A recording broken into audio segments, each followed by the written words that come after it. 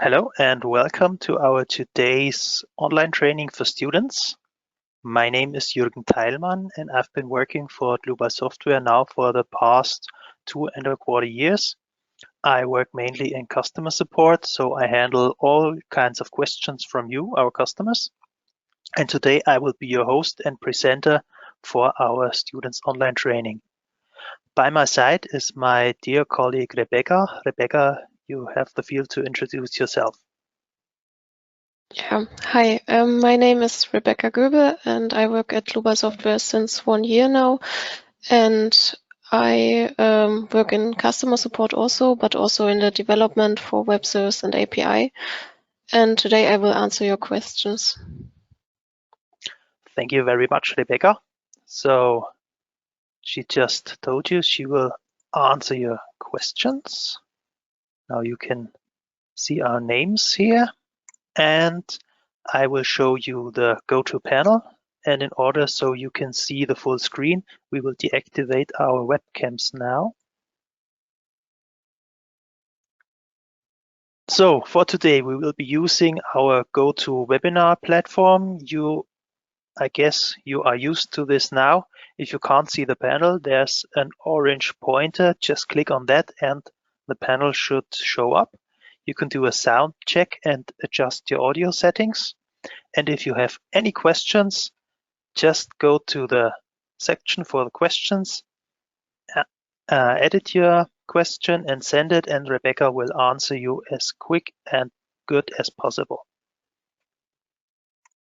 So now for our today's agenda. You have now been watching already 5 different trainings in the series, and now we're in the final part in my favorite section, and that's the introduction to our timber design add-on. So what do we do today? I have 4 small examples for you prepared, and I will show you some, well, maybe news or not so news.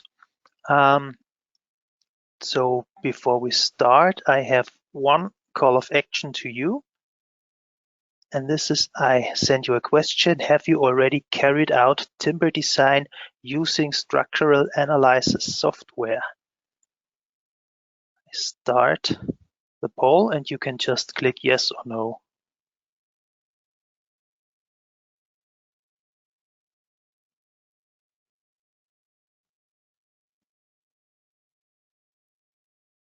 Okay, all of you have voted. I close the poll and display the results. So the majority of you already have used structural analysis software for carrying out timber design. For the rest, don't worry. I give you the introduction to our timber design in RFEM, and maybe for the others who already have carried out this timber design using structural analysis software, maybe there's some differences to other softwares you might have used, or maybe you can still learn something new today. Good, I stop sharing the poll. Yeah, you should now see my PowerPoint again, and I switch to the RFEM. And I will start with a really, really simple model. I create a new one, and this will be a timber column for a stability check. Okay, I start with my project. I have a project on my PC called Introduction to Timber Design. This is where I want to save this model. And I call this number 1. Timber column. Okay, it will be a 3D model. And I need, since this is an introduction to the timber design, I need to activate the according add-on in the section add-ons. Next, I go to my standards, which are already set to Eurocode and the German National Annex. So now for timber design, there's something special. You need the standard group in Eurocode EN 1990 to set this to timber. That's because of regards to our serviceability limit state, I will show you later. And we leave it without any national annex because this is an international training. I change the other standards to CEN as well. Okay, that's all we need right now in our model base data. So I create this file.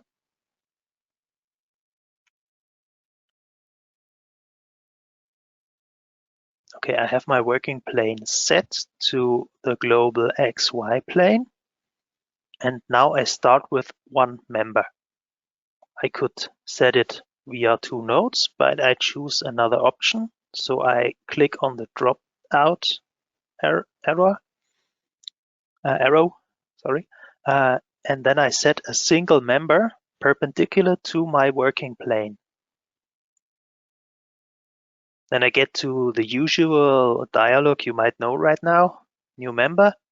I say this is a beam member and I want to give it a section. This looks really good right now, but I think I just edit it just to see if it's the correct one. So it's not the correct one. This other one I don't need, so I delete it. This is just a carryover from a former model I used. So I want a rectangular cross section. That's okay. I could also use the library, but I'm already in the correct section. And the material is wrong. Just change that as well with the dialog edit. Delete the one I don't need. And then I go to my material library, go to the region, European Union, material type timber. And then I want softwood, C, and use the C24. Okay, so that's my material for this cross section. And now I need to edit the dimensions. So I go to parametric massive 1, and then I can edit my dimensions. So it's 160 millimeters in width and 200 millimeters in height. Say okay, and now I have my cross section defined. And you can also see that the material is now adjusted accordingly. I hit OK, and you see another dialog for the length of my member. I want this to be 4 meters long. And you see a little picture of my upcoming member, but it's showing downwards in the positive Z direction. So I want to flip it around, and I can use this in my dialog. There's a small button for flipping the orientation of this member, and then I can set it right on the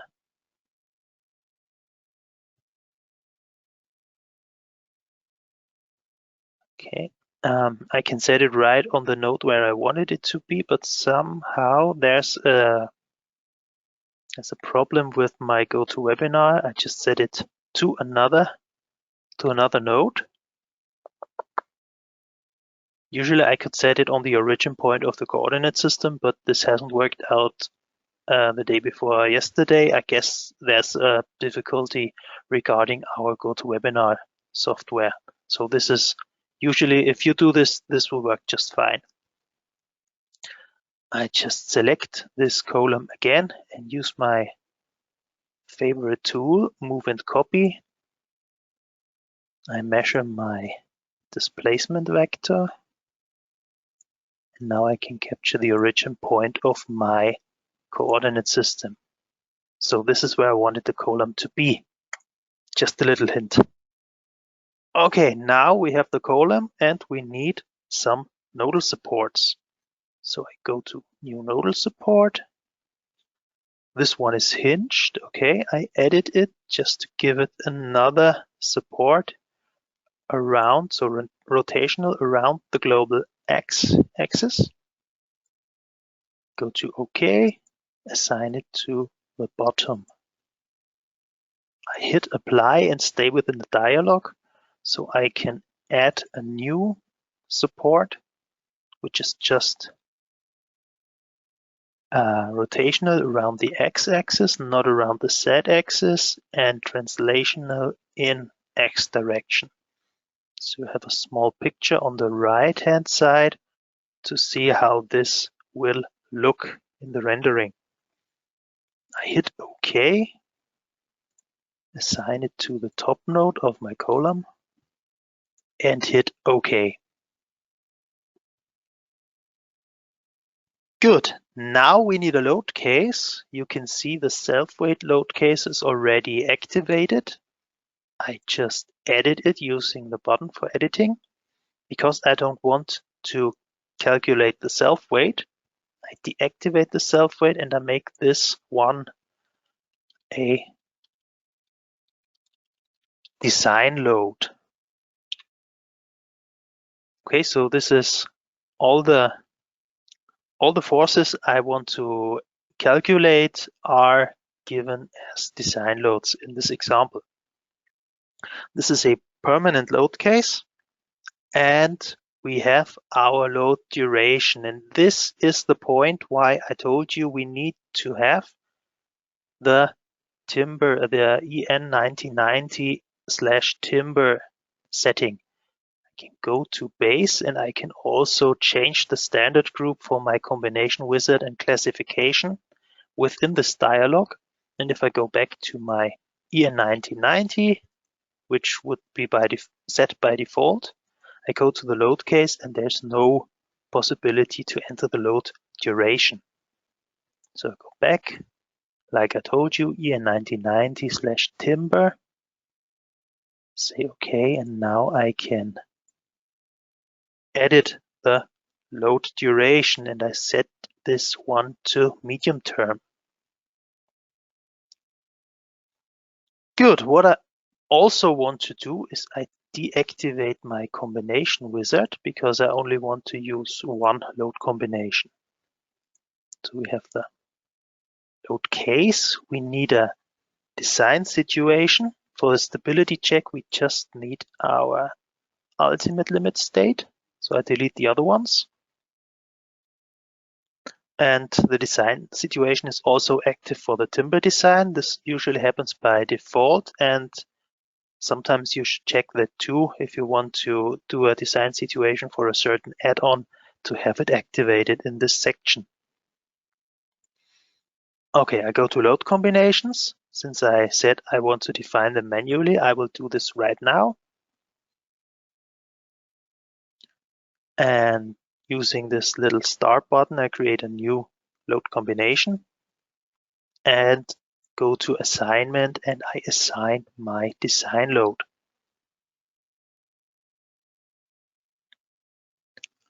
Good, I say OK.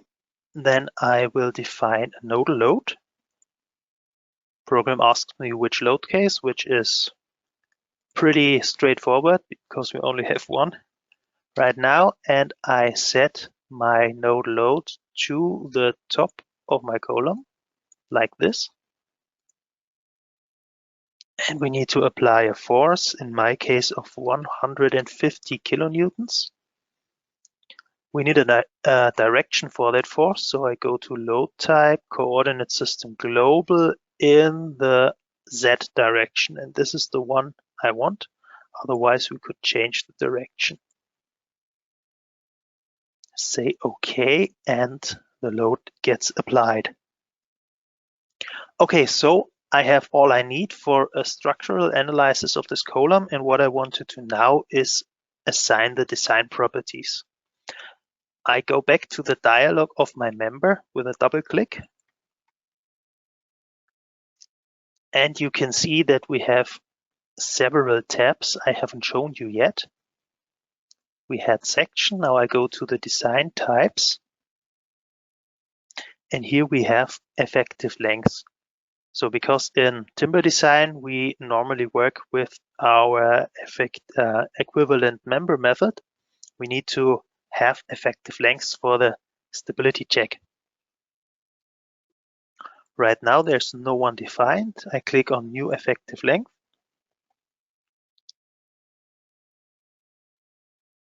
and I can consider my effective lengths for several stability checks. I deactivate the lateral torsional buckling in my case because this is just a simple column and there would be no lateral torsional buckling. I wouldn't expect that to happen. You could have it activated, but in this case, I know this will only be prone to our compression and flexural buckling.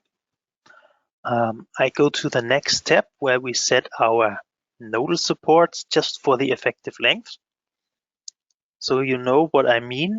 On the right-hand side, there's a small bitmap, and you can always use this button. I circle my mouse around to go to the dynamic picture of your model. And so you can enter your supports according to your global nodal supports you have. So on the bottom part, these two directions are supported. This is correct. However, on the top, there's only support in one direction. That's the global x-axis. And if I check with my local coordinate system, that's also the local z-axis. So that's the one supported, and the local y-axis is not supported. This is why I deactivate this here. Okay, down we have our effective length factor. I just leave this to 1 and say okay. Whoops, that's too quick. In the design types, we also have our service classes. Now, what does this mean? You can edit the service class and you get a small example picture explaining what are the service classes: dry, moist, wet. I leave it to service class 1, which is dry. And yep, that's all for this example. I can run the calculation using the drop-down in this calculate button and say, please calculate my timber design.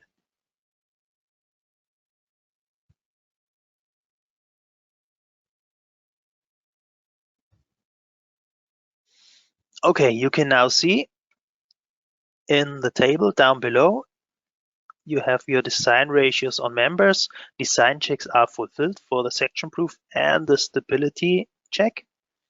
You can also do a double click maybe on the stability check to get to the details of the design check. And then you have all the formulas the program uses, and you can do in a comparing calculation to check if your model does the right thing. So I go to my effective lengths and I say, okay, it's 4 meters and 4 meters. It's a bit strange to me. So I go to close and I go back to my member design types. I go to the effective lengths, to nodal supports, and I will check this one also with, there's another info button, which is the correct of my 4 typical Euler cases for buckling. And you might have seen already, since I've told you in detail that we don't have a support in the local y-axis, however, a rotational restraint down here, that in the y direction, this is not our Euler case from here. It's rather like a cantilever column. So I go to the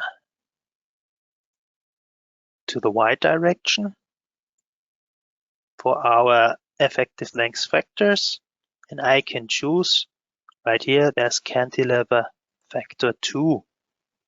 I say okay. Yes, I want to delete the results because they have to be calculated new. And now you see that the stability check is no longer fulfilled, since now we have the correct effective length for this column and the stability check fails. Okay, so another thing I want to show you here is in the input data in the ultimate configurations. I go to member stability, and there is a stiffness reduction due to creeping. It's a reduction of stiffness with a coefficient, but that is according to DIN EN. So this is only applicable for the German national annex of Eurocode 5. So if you don't work with the German national annex, you can forget this. But if you sometimes have to work with the German national annex, there's a text. This creeping is comes into effect when you have service classes 2 and 3. So that's also something we haven't used in this example. But just that you have seen it once, that would be here. Okay, no, this time I don't want to delete my results. I save the model and I will go on with my second example of today. This is up here, number 2, design supports. So we have now a small flat roof, wall mounted on the left hand side, and there's a beam supporting this roof on the right hand side. And we have these pink little thingies here. This is about the design supports I will introduce now. These are predefined now, and just to let you know, the design supports have 2 main functions I want to show you today. The first one is they give you the boundary conditions for the design of the compression perpendicular to the grain direction.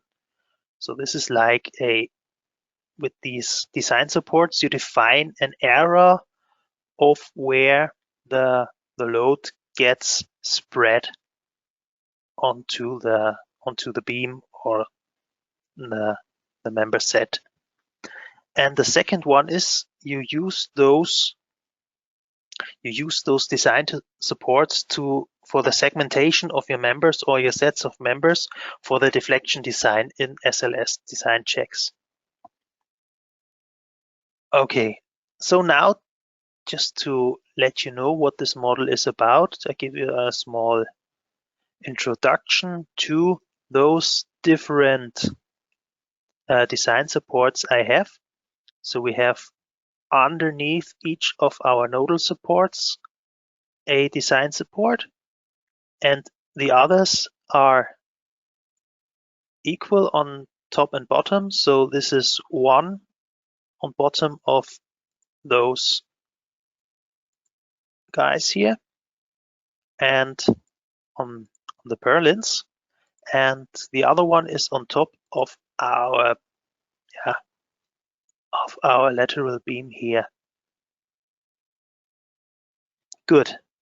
I go to my member sets.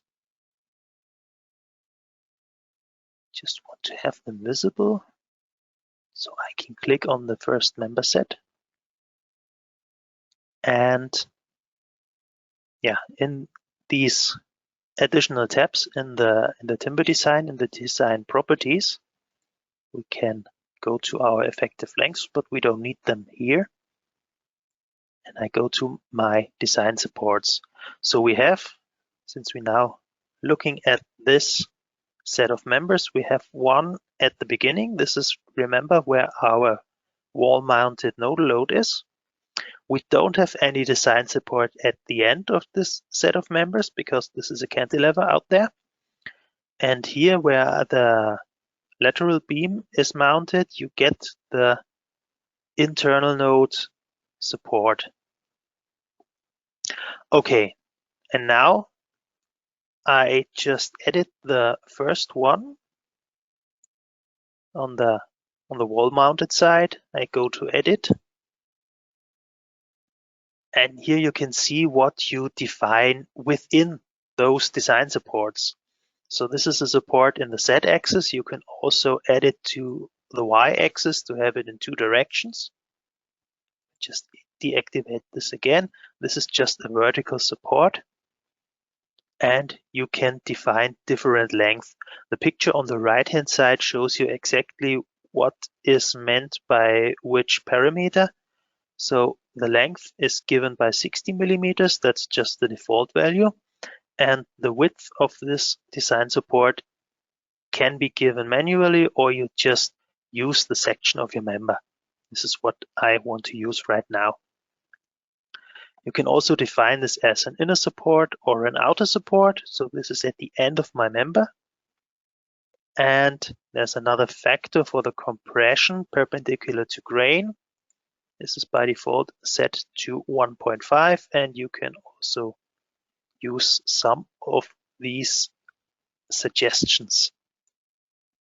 Okay, you can also say it's active for fire design and for the deflection design. Okay, same goes around for the second one. This is here. You can also edit it in the same way as the first one. I say okay. I have my load cases just to show you. There's one load case, just an arrow load to get some results. And I let the program calculate the timber design.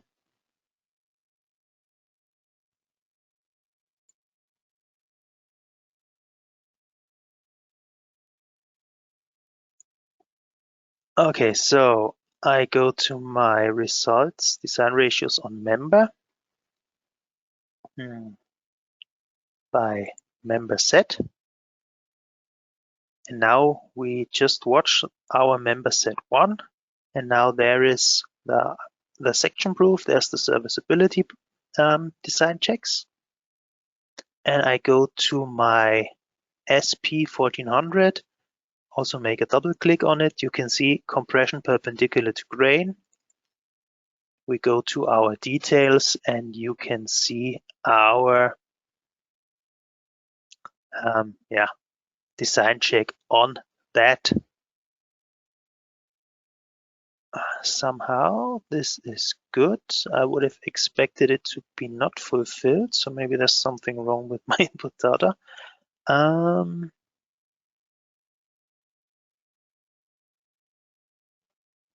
Let's see. Oh yeah, it was the wrong member. So this is on the lateral beam. We go to the details of that design check, and then you see it is not fulfilled. You can check the formulas, and sooner or later you will find, okay, this is due to a too small area of the load spread. And this can be simply edited just by making this design support a bit wider. So I go to my types for timber design. Nope, sorry. It's on the types for members. I have my design supports. And this is my design support 1, where I showed you 60 millimeters. So I spread this load over 80 millimeters. Say okay, but you still have to remember this need to fit your actual construction. You cannot just say, okay, I make this bigger and don't in the reality. Then you calculate. And yeah, again, add member number 2, compression perpendicular to grain is now fulfilled and governing for this design check. And you can see due to this spread over a wider area, we have a lower pressure on our grain, on our member.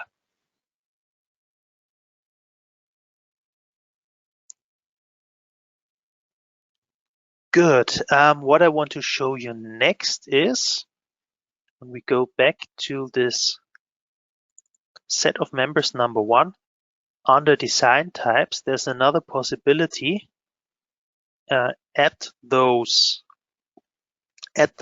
design supports that you can maybe add a notch for the member.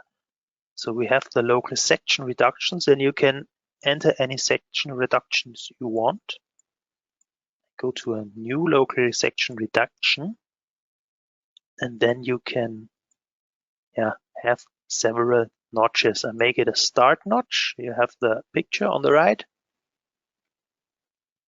Just to show you, it will start with a length of 4 centimeters. So that's 0.04 meters.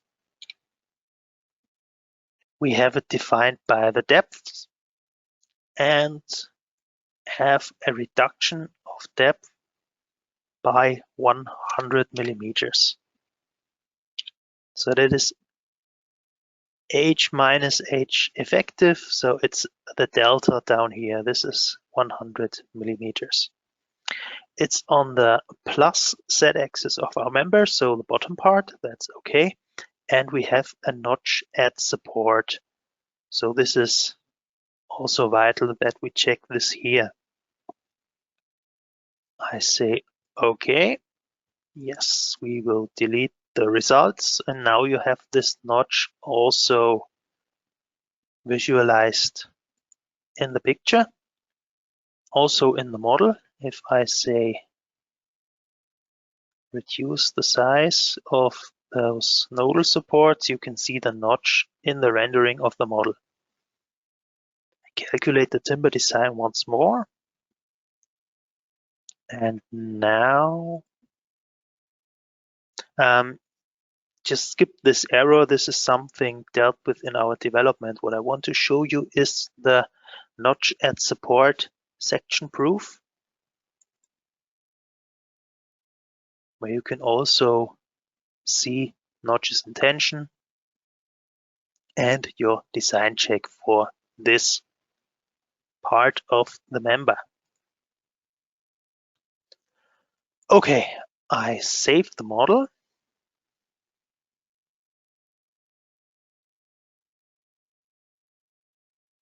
And now, after half an hour, I would say, Rebecca, are there any open questions right now? No, there are no open questions. Very good, very good. But now I have another question for you guys. And this is for the design supports. And I have a statement here. I just read it out and then I will send you the question. So the statement is, for the verification pressure perpendicular to grain direction, design supports must be defined. So are they a must or not? Is the statement true or not?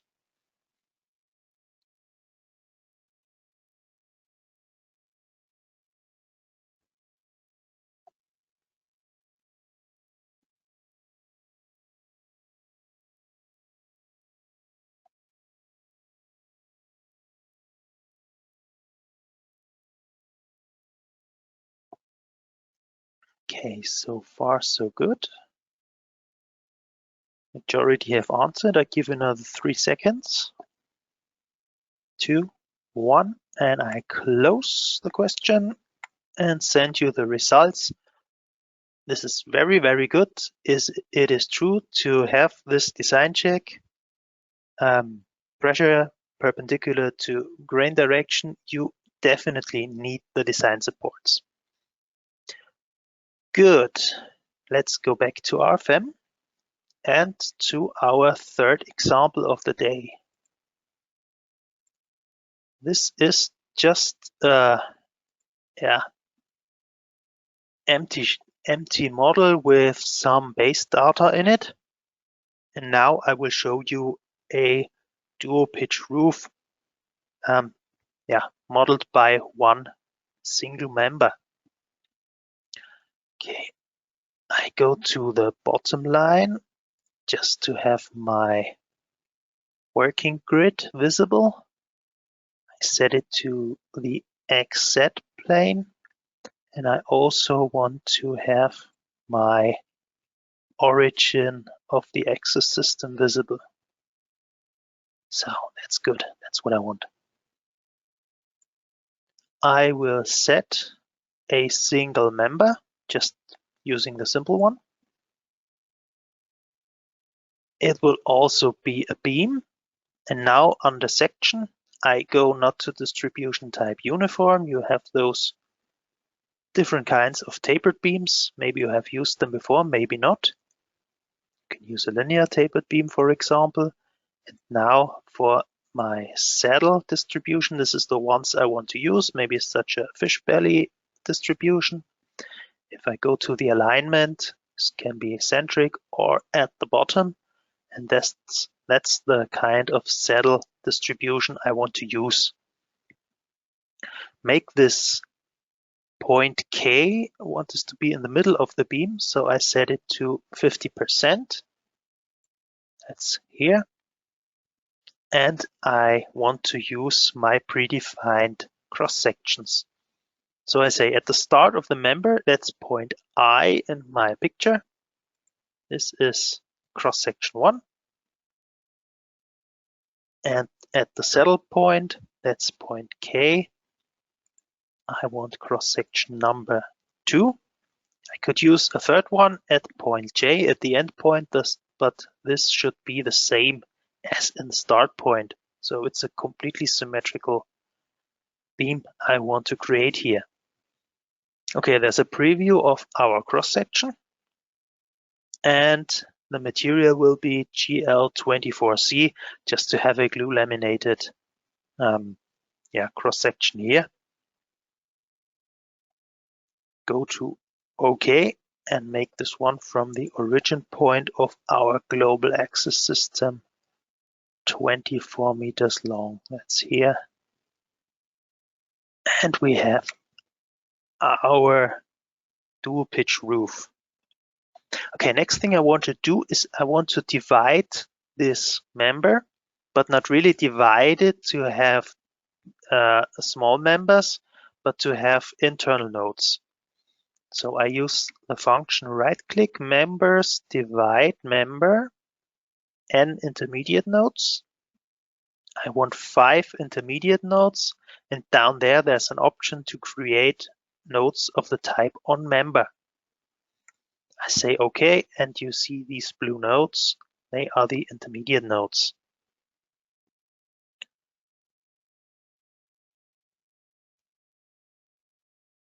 Okay, so now I double click on the member because I want to use these intermediate nodes for my lateral supports for my stability check. I go to the design types again. I create a new effective length.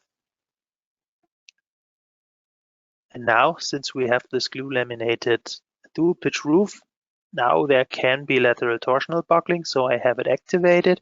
We can also use different methods for the critical moment, MCR.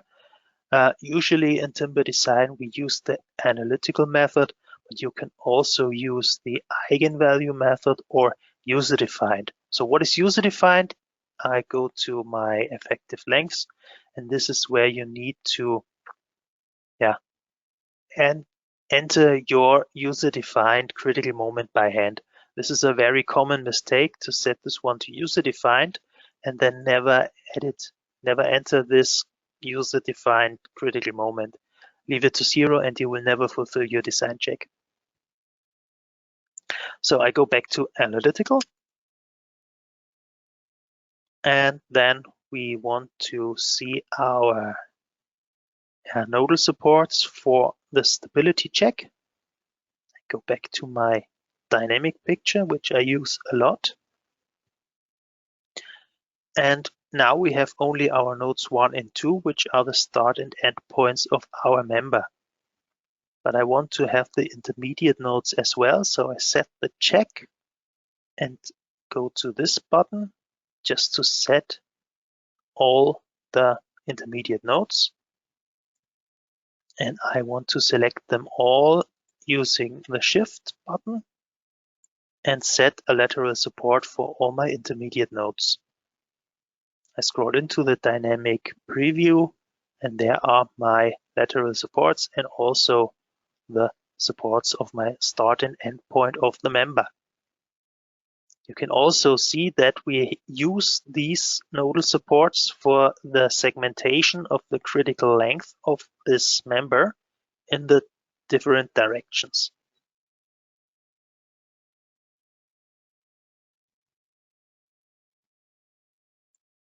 Okay, good. I say, okay, we have our supports. And say, okay, once more. Okay, next thing is, these supports are only for the stability check. We need real nodal supports for our structural analysis. So like I've shown you before, new nodal support, make this a fixed one at the start point, and my roller in, stop, not too quick, go to apply, so I have the nodal support, and now my roller in X direction on the end point. Okay, this can now be calculated, but at first I need some load cases. So I go to the top, I have load cases predefined, and I will have to enter some loads in these load cases. I go to a new member load, assign to member number 1, that's correct, and in the self weight, I need 1.02 kilonewtons per meter. Go to the direction, global Z direction on true length. I'll apply it. You see the load is now in the load case. I switch to the next one. Also on my member number 1, I can, since I know the number, I can edit it right here. Make it 2.7 kilonewtons per meter, again in global Z direction. Apply and next. Done. Then I go to Schnee, that's the snow load. You can learn a bit German here. And you can also, if you don't remember the correct number of the member, use the picking button and pick it in the model. Snow load is now 3.15 kilonewtons per meter, and we have the global Z direction on the projected length right now. Go to OK and have all my load cases with loads defined. You can again calculate the timber design and get an error message. So what is this? Let's see, coordinates of nodes number 3 and 6 are the same or too close to each other. Okay, we can use the model check, but since I know this example very well, I know the cause of this problem, I say abort and go to table. And you see that the node number 3 and node number 6 are identical. So what happened here? When I created this member with the saddle type cross-section distribution, I created an intermediate node in the middle of this member. Afterwards, when I divided this member by 5 intermediate nodes, I've created node number 6, which is identical to this one, which is locked and cannot be edited anyway. So now I go to this identical node number 6, which is not needed, which is simply duplicated, and I just delete it. That's all I need for solving this problem, because we have the intermediate node in the middle of the member, and we also have our support for the stability design check. Okay, start the calculation once more. Now it runs.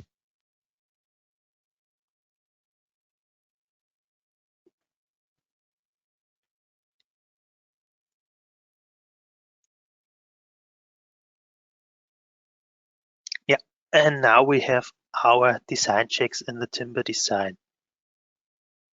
You can see stability check, flexural buckling without compression.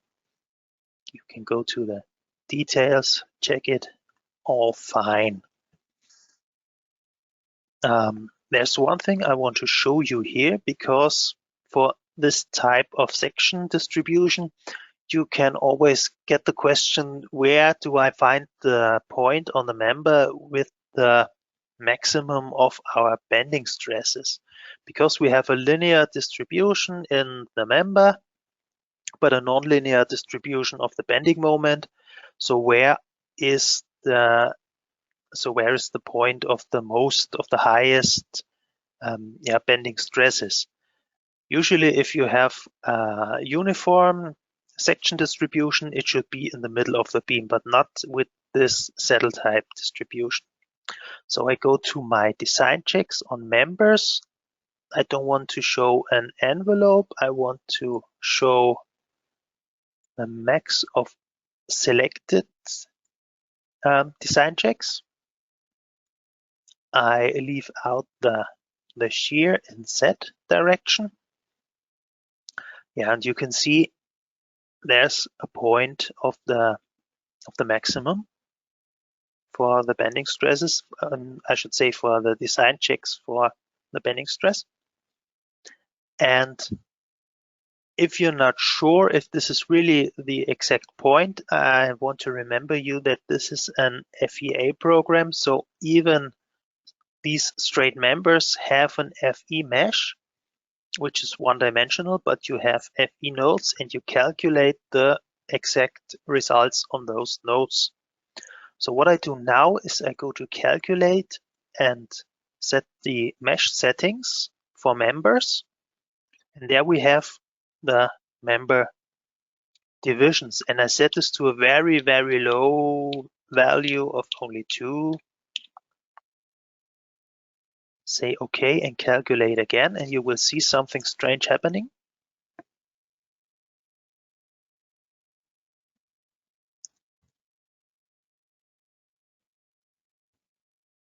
Because we now have these strange values and a really strange distribution of our design checks.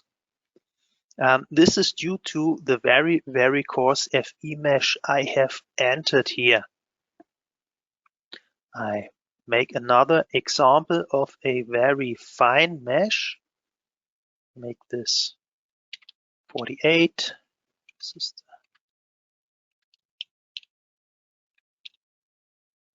okay. This will now take a little bit longer to calculate, but not much.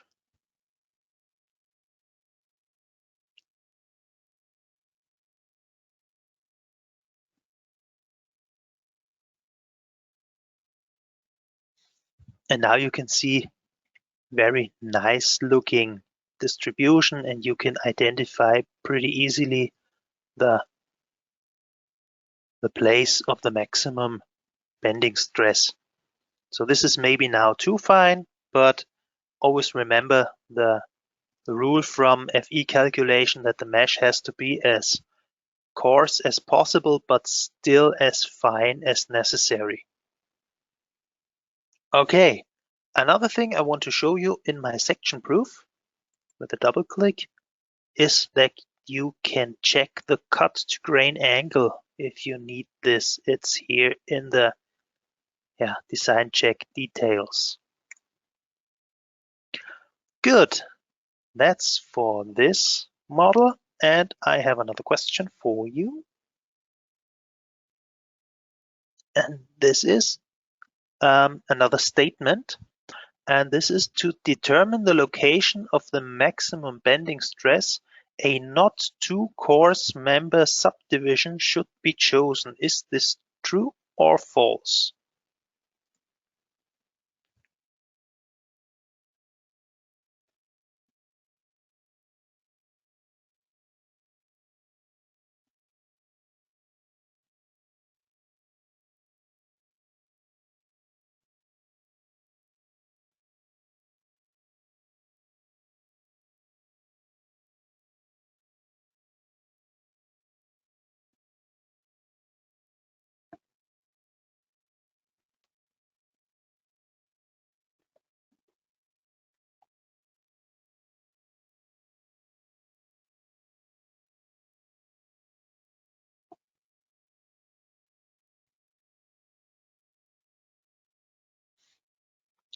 Okay, I give you another 5 seconds, but this shouldn't be too difficult. Guess you know the true answer. 3, 2, 1. Okay, I send you the results. Oh, I hope I didn't put too much pressure on you, because until the moment I gave you 5 seconds, were more true answers. Yes, the statement is true, because a 2-course member subdivision would be the second example I gave you, where I set the subdivisions to the number of 2, where we had this exact kind of results. So this one I have now is 2 fine. The first one I showed you with the 24 subdivisions would be accurate for this example. But don't forget, this is a job of you as upcoming structural engineers to always have in mind that you need to check the size of your mesh. Good. Now for the fourth and last example of today.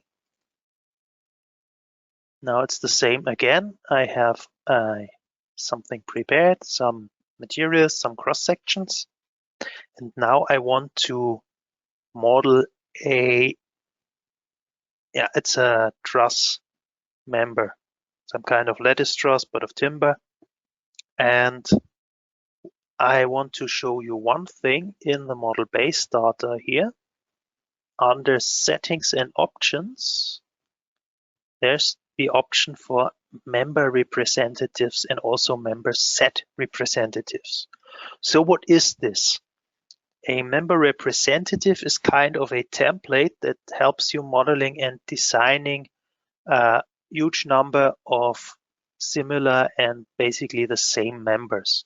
So if this check is active, you get another tab, Member Representatives Wizard, where you can assign different properties. The rib flange is not needed here, to group those members into the template. So now we have the basic settings for the representatives, all members of same material, cross-section, line type. Member types, lengths are grouped in this template. You can also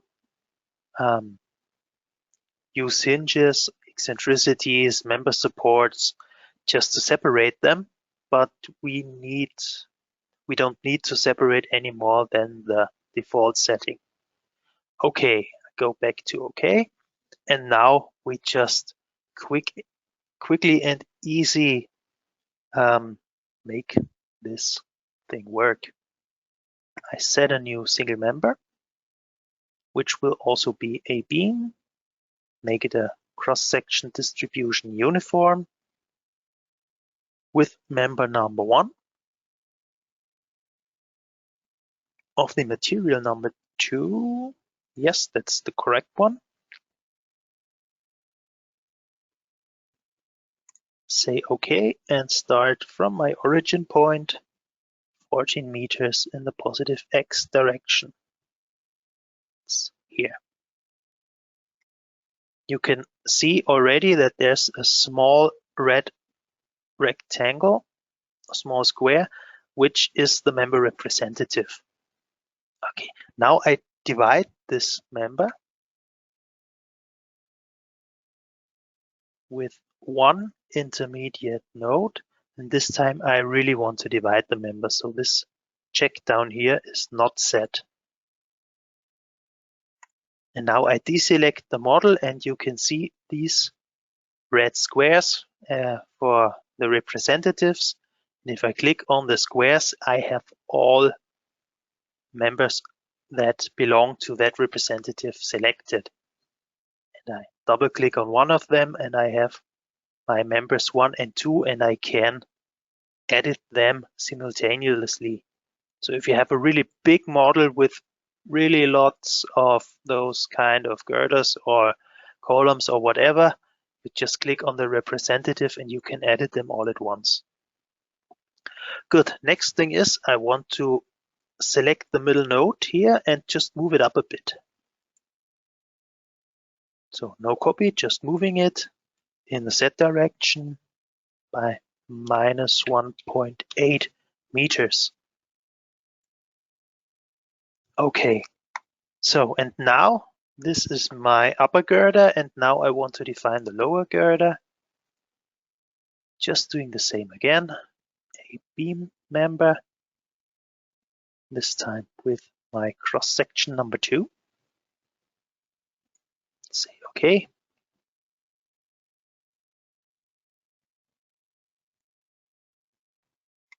Now I have this lower girder here. And since I want to have my upper girder as kind of a 3-hinge beam, 3-hinge train, I go to my first member, I activate the hinges and set this predefined hinge number 1 at the end of the member. Just so you can see what I have defined here, I go to edit hinge. You can see this is just a moment hinge. If you're a bit confused why these are grayed out, this is because I'm using a 2-dimensional model right now and not a 3D model. This is why we only have our 3 degrees of freedom for a 2D model. Say okay, I have the member hinge. And now I just divide all my members. So I draw a window over them. Go to members divide with this time 3 intermediate nodes and create those nodes of the type on member. Okay. This was wrong. I go back, undo. Just do the exercise again. Right click, members, divide by member. And we want 2 intermediate nodes, not 3. Sorry, this was my mistake.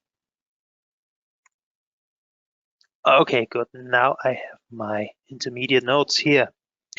And I need them just to fill up my truss with the intermediate members.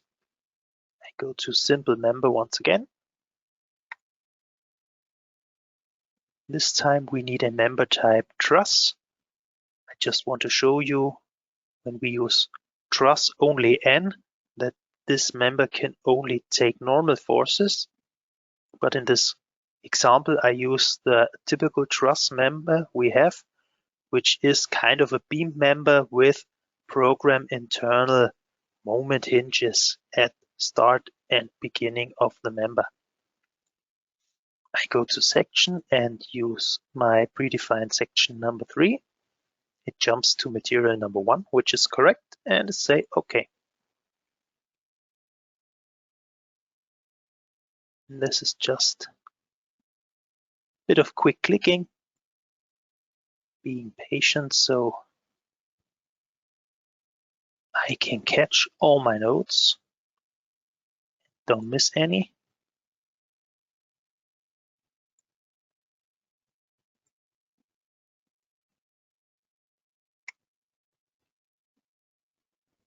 So this looks good. This is now my truss fully modeled. We of course need our nodal supports. So I do this once again. The gelenkig means hinged. On the start, hit apply, and verschieblich in X means the roller in X direction. Okay, now we have our nodal supports. Good, we have again 3 different load cases. In load case number 1, we use the active self-weight, that's okay. And now I want to apply my member loads.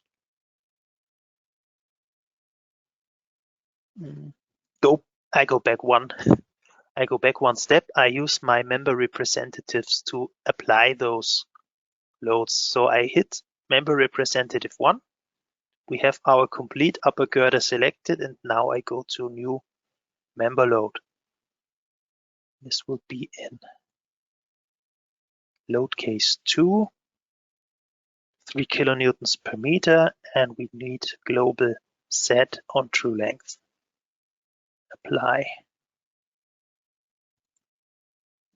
Go to snow.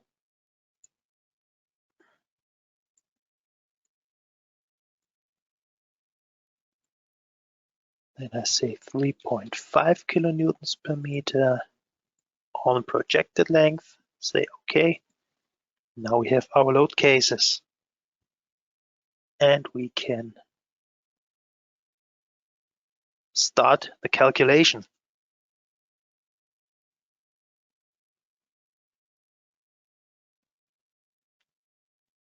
Oops, no, there was something I've forgotten. I have not yet entered my effective lengths. So the program reminds me, and also in the input data, yeah, the objects can be designed, but there's only a section check, not a stability check. That's why we have the overview, no effective lengths assigned. Okay, I will go back to my member representative number 1, double click on the member, and then I can edit my design type. Service class number 1 is correct.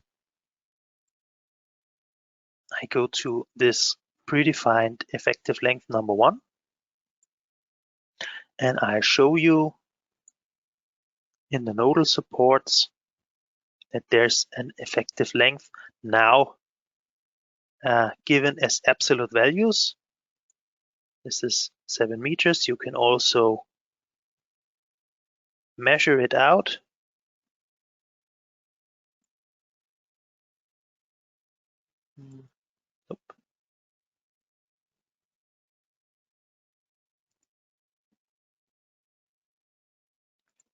And yeah, when you uncheck this, you have the length vectors, not the absolute effective length of this member. Okay, I can write a comment, so we can say this effective length is for the upper girder, and I say OK.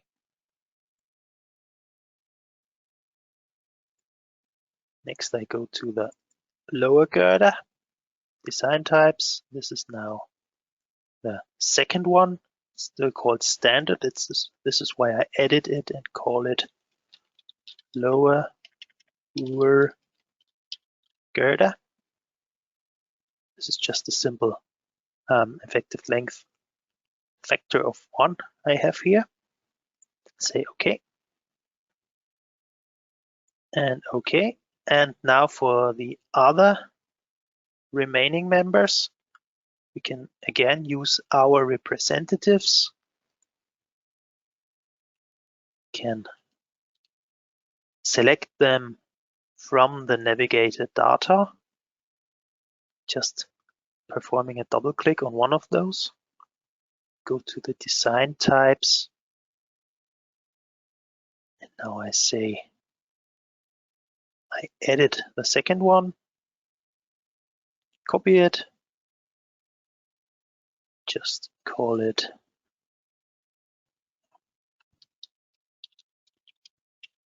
truss members.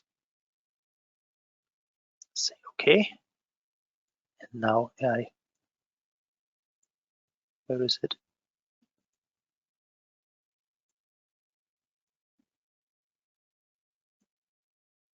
Okay, that's weird. I say cancel. I have saved it.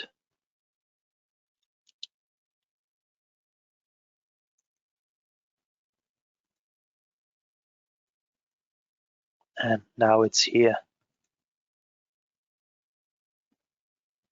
Okay, so maybe it would have been a better idea to just set a new one and then have it already available.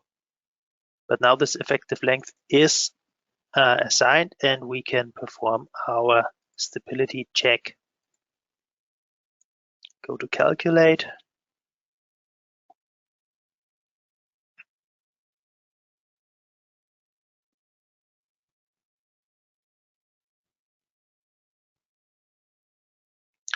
Okay, and now we can see that our stability checks are performed and fulfilled. Good. So I save this model.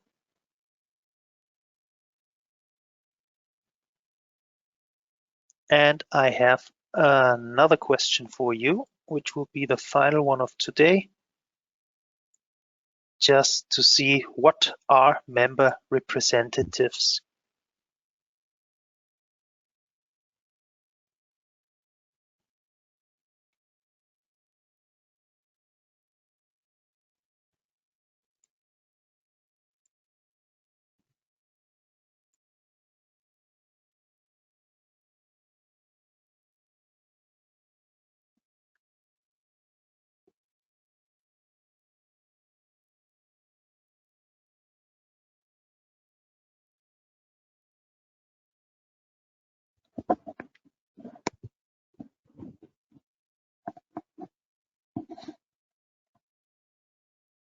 Okay, till now it is undecided. It's about 50-50. Let's see who's right and who's wrong.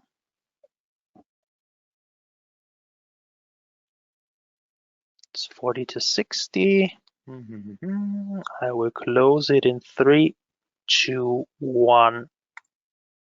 Okay, and I share the results. And okay, so 40% of you say member templates with identical properties, and the other 60% say members grouped together like one single member. Okay, I will show you again in the model. When I go to the model base data, when I activated these representatives, you can see the consideration of the member properties for the template we use as a member representative. So the 40% of you were right. This is what representatives are. Now the other 60%, what you probably mean is a set of members. So I have 2 members right now for my upper girder. And what I could do is, if I select the representative number 1, make a double click on it and use these 2 members to create a member set. This is now a continuous member set. Say OK. And now I could use this member set in the timber design. So I go to parent member set. Then I would have to adjust my critical lengths. And so on to treat the upper girder as a single member. But this is not what representatives are. This is a set of members. So that's a big difference. Please have this in mind. Okay, so that's all I have for today. Rebecca, are there any open questions? No, there are no open questions left. Wonderful, that's good. I just want to show you our website. Just pull this in so you can see it. I go to the English one. And if you have further questions, you can use our support. You can write us an email. There's a help button down there. When there's a colleague in the chat, you can ask them questions. And under support and learning, you find our frequently asked questions. You find our knowledge base articles to give you a lot of information and background on how to use the program. Okay, that's all. You have endured a long series of trainings, and I say you are fit now for using this in your studies and maybe on your thesis, upcoming master thesis, bachelor thesis, whatever. Say good luck with that. Good luck with your studies. Thank you very much for watching and have a good time and goodbye.